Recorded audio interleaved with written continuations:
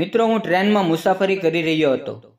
મારી સામે એક સુંદર યુવતી બેઠી હતી, જેને એક યુવક તંગ કરી રહ્યો હતો. મારાથી આ સહન ન થયું, એટલે મેં એને એક જોરદાર થપ્પડ મારી દીધી. ત્યારબાદ મારી અને એ યુવતીની સારી ઓળખાણ થઈ ગઈ. ટ્રેનના બાકીના મુસાફરો ઉતરી ગયા હતા, પરંતુ અમારી મુસાફરી હજુ ચાલુ હતી. હવે ટ્રેનમાં ફક્ત હું અને એ સુંદર યુવતી જ હતા. ટ્રેનમાંથી આવતી હવાના ઝોકાથી એના વાળ ઉડી રહ્યા હતા. હું એની તરફ જોઈ રહ્યો હતો અને એ પણ મારી તરફ જોઈ રહી હતી. નમસ્કાર મિત્રો, મારું નામ યોગેશ છે અને હું પુણેથી એક સારી કંપનીમાં નોકરી કરું છું. એક વખત ઓફિસના કામના લીધે મારે મુંબઈ જવું પડ્યું. હું ત્યાં એક દિવસ રોકાયો અને જ્યારે ઓફિસનું કામ પૂરું થયું ત્યારે બપોરના 1 વાગ્યે હું પુણે પાછો આવવા મુંબઈ રેલવે સ્ટેશન પર પહોંચી ગયો. સ્ટેશન પર ખૂબ જ ભીડ હતી. મેં પુણે જતી ટ્રેનની ટિકિટ લીધી. થોડા સમય પછી ટ્રેન આવી. હું પણ ટ્રેનમાં ચડી ગયો અને સૌભાગ્યથી મને એક સારી સીટ મળી ગઈ. એવામાં અચાનક એક સુંદર યુવતી ઝડપથી દોડીને આવી અને ટ્રેનમાં ચડી ગઈ. એ બેસવાની જગ્યા ગોતવા લાગી. હું એને જોઈ રહ્યો હતો. મારી સામેની સીટ પર ફક્ત એક જગ્યા ખાલી હતી. એ યુવતી આજુબાજુ જોઈને મારી પાસે આવી અને એ ખાલી જગ્યા જોઈ સીટ પર બેસી ગઈ. એની બાજુમાં એક યુવક પહેલેથી જ બેઠેલો હતો. મારું ધ્યાન એ વાત પર ગયું કે એ યુવક વારંવાર એ યુવતીને તાકતો હતો. એ યુવતી ખરેખર ખૂબ સુંદર હતી. એના કાળા લાંબા વાળ, નિખરાયેલો રંગ, આકર્ષણ ચહેરો. એ યુવક પણ એના સૌંદર્યથી આકર્ષિત થયો હોય એમ લાગતું હતું કે એ જાણી જોઈને એની નજીક સરકીને બેસવાની કોશિશ કરી રહ્યો હતો. વારંવાર એના હાથને સ્પર્શ કરવાનો પ્રયત્ન કરી રહ્યો હતો. હું આ બધું ખૂબ બારીકાઈથી જોઈ રહ્યો હતો. એ યુવતી એ યુવકથી થોડી દૂર બેસવાની કોશિશ કરી રહી હતી, પરંતુ ટ્રેનમાં ભીડ એટલી હતી કે એ શક્ય નહોતું. એને 1-2 વખત એ યુવકને કહ્યું, થોડુંક સાઈડમાં બેસો, મારી સાથે ચીપકીને ન બેસો. પણ છતાં એ યુવક એની વાતની અવગણના કરતો રહ્યો. એ યુવતીનો હાથ એના પગ પર હતો અને એ યુવક વારંવાર એના હાથ પર પોતાનો હાથ મૂકી રહ્યો હતો. એકવાર એ યુવતીએ એનો હાથ દૂર કર્યો, પણ છતાં એ યુવક વારંવાર એ જ કરી રહ્યો હતો. છેલ્લે એ યુવતીએ થોડો ઊંચા અવાજે કહ્યું. આસપાસમાં કેટલાય લોકો એની તરફ જોઈ રહ્યા, પણ કોઈએ પ્રતિક્રિયા આપી નહીં. મને ખૂબ ગુસ્સો આવી ગયો. એટલી ભીડ હોવા છતાં કોઈ પણ એ યુવતીના સપોર્ટમાં કંઈ બોલતું નહોતું. હું તરત ઊભો થઈ ગયો અને એ યુવકને એક જોરદાર થપ્પડ મારી. એ યુવક મારી તરફ ગુસ્સાથી જોવા લાગ્યો. મેં એને કહ્યું, શરમ નથી આવતી તને? હું કેટલી વારથી જોઈ રહ્યો છું કે તું એના હાથ પર હાથ મૂકી રહ્યો છો. એણે તને 2-3 વાર કહ્યું કે દૂર બેસ, છતાં તું માનતો નથી.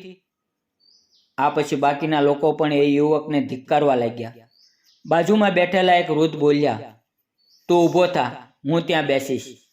ત્યારબાદ એ યુવક ઊભો થઈ ગયો અને વૃદ્ધ એના સ્થાને બેસી ગયા. એ યુવક જઈને બીજી સીટ પર બેઠો. હવે એની આંખો નીચે ઝૂકેલી હતી. મારા થપ્પડ મારવાથી અને એનું સમર્થન કરવાથી એ યુવતી મારી તરફ જોતી રહી. એને મારી તરફ જોઈને એક હલકી સ્મિત આપી અને કહ્યું, થેન્ક યુ. મેં પણ એને સ્મિત આપ્યું. લગભગ 2 કલાકની મુસાફરી બાદ ટ્રેન એક સ્ટેશન પર ઊભી રહી. ત્યાં ટ્રેન લગભગ 10-15 મિનિટ માટે ઊભી રહેવાની હતી. ટ્રેન ઊભી રહી ત્યારે મેં વિચાર્યું કે બહાર જઈને કંઈક ખાવા પીવા માટે લાવું. એટલે હું ઊભો થયો. એટલામાં એ યુવતી મારી તરફ જોઈને બોલી, હું પણ આવું. તમે બહાર જઈ રહ્યા છો? મને લાગ્યું કે એ થોડી ડરી ગયેલી છે. મેં કહ્યું, ચાલો. અને એ છોકરી મારી પાછો આવી. હું ટ્રેનમાંથી બહાર નીકળ્યો. બહાર એક વડાપાઉંની લારી હતી. મેં ત્યાંથી 2 વડાપાઉં પેક કરાવ્યા અને એને પૂછ્યું, તમે શું લેશો? સામે એક જામફળ વેચનાર ઊભો હતો. એણે કહ્યું, હું અમૃત લઈ લઉં છું. હું પણ એની સાથે ગયો અને એને જામફળ લઈ આપ્યા. એ પૈસા આપવાનો પ્રયાસ કરતી હતી, પણ મેં એને પૈસા આપવા દીધા નહીં. પછી અમે બંનેએ પાણીની બોટલ પણ લીધી. પછી અમે બંને ફરી ટ્રેનમાં આવીને બેસી ગયા. હું જે વડાપાઉં લાવ્યો હતો તેમાંથી એક મેં તેને આપ્યું. એણે પહેલાં કહ્યું મારે નથી જોતું, પણ મેં એને એક વડાપાઉં આપ્યું. મેં એને પૂછ્યું તમારું નામ શું છે? એણે કહ્યું મારું નામ કાંચન છે. મેં પૂછ્યું ક્યાં જઈ રહ્યા છો? એણે જવાબ આપ્યો હું પુણેમાં રહું છું. મુંબઈ માસીના ઘરે થોડા દિવસ માટે આવી હતી. પછી એણે મને પૂછ્યું તમારું નામ શું છે? મેં કહ્યું મારું નામ યોગેશ છે. એ બોલી શું કરો છો? મેં કહ્યું હું પણ પુણેમાં જ રહું છું. હવે ત્યાં જ જઈ રહ્યો છું અને એક કંપનીમાં નોકરી કરું છું. અહીં થોડા દિવસની ટ્રેનિંગ માટે આવ્યો હતો. આ રીતે અમારી બંને વચ્ચે થોડી વાતચીત થઈ. જેમ જેમ ટ્રેન પુણેની નજીક આવતી ગઈ એમ ટ્રેનમાં ભીડ ઓછી થતી ગઈ. જ્યાં અમે બેઠા હતા ત્યાં બધા મુસાફરો ઉતરી ગયા અને હવે ફક્ત અમે બંને ત્યાં બેઠા હતા. બારી પાસેની બંને સીટ ખાલી થઈ ગઈ હતી, એટલે અમે બંને બારી પાસે જઈને બેઠા. હવે અમે સામે સામે હતા. એ બારીમાંથી બહાર જોઈ રહી હતી અને હું એની તરફ જોઈ રહ્યો હતો. હવામાં એના વાવ ઉડી રહ્યા હતા અને એ ખૂબ જ સુંદર લાગી રહી હતી. એ પણ મને છુપાયેલી નજરોથી જોઈ રહી હતી. થોડા સમય એણે એ ચાંફો કાઢ્યા જેમાં પહેલેથી જ મસાલો અને મીઠું લગાવેલું હતું. એણે જામફળના 2 ટુકડા કર્યા અને એક મારી તરફ આપ્યો. પછી અમે બંને એકબીજાની નજરમાં નજર નાખતા જામફળ ખાવા લાગ્યા. મને લાગવા લાગ્યું કે કદાચ એ હજી સુધી પરિણીત નથી. એ છોકરી મને ખૂબ જ ગમવા લાગી હતી. થોડા સમયમાં પુણે સ્ટેશન આવી ગયું. અમે બંને ટ્રેનમાંથી ઉતરી ગયા. હવે અમે બંને એકબીજાથી વિખૂટા થવાના હતા.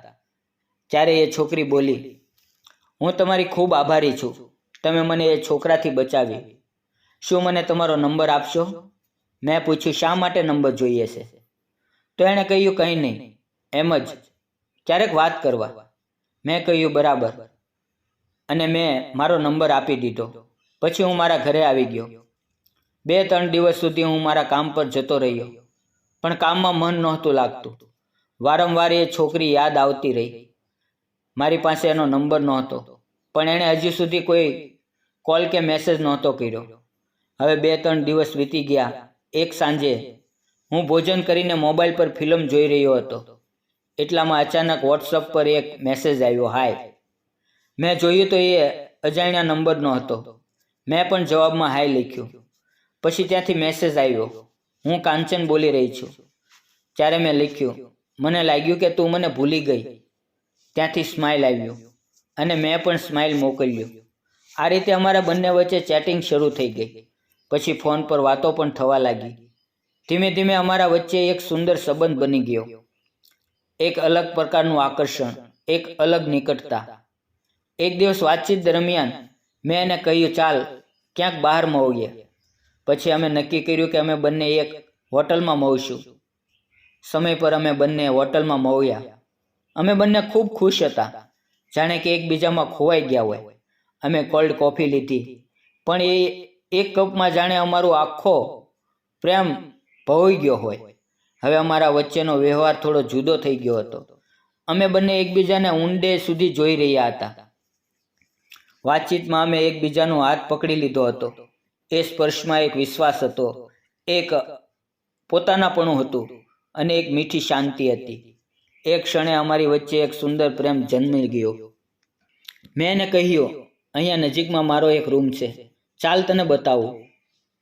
અને કંઈ બોલ્યા વગર એ તૈયાર થઈ ગઈ. અમે મારા ઘરે ગયા. મારું ઘર ખૂબ સુંદર અને આરામદાયક હતું, જાણે શાંત અને સુખદ જીવન હોય એવું. એને મારું ઘર બહુ ગમ્યું. મેં એને ઘરના બધા રૂમ બતાવ્યા અને પછી અમે એક રૂમમાં બેસીને વાતો કરવા લાગ્યા. મેં એની તરફ જોઈને કહ્યું, કાંચન, તું ખૂબ સુંદર છો.